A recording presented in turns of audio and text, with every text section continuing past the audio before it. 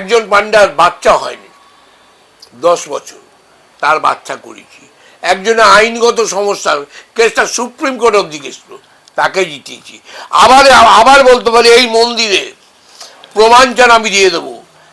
এক ভদ্রমহিলা ব্যান্ডেলে, ভদ্রলোক ব্যান্ডেলে থাকে, ভদ্রমহিলা ব্যারাকপুরে থাকে।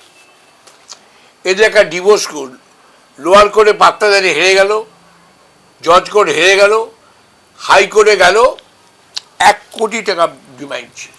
হাইকোর্ট থেকে গেল সুপ্রিম কোর্টে, তখন আমার কাছে ভদ্রলোক এলেন, সমস্ত কিছু বিচার করে বললাম এই কেসটা যদি করা যায় আমি কেসটা জেতাবো। সেই কেসটা আমি করলাম।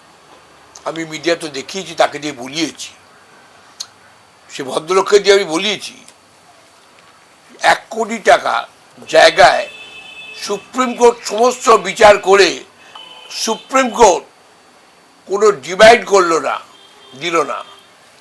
একটা কথা বলে দিল, আপনি মেয়ের জন্যে কিছু করতে হবে বলে একটা দিয়ে ছেড়ে দিল, 1 কোটি টাকা বেঁচে গেল। এগুলো কিন্তু তন্ত্রই পারে।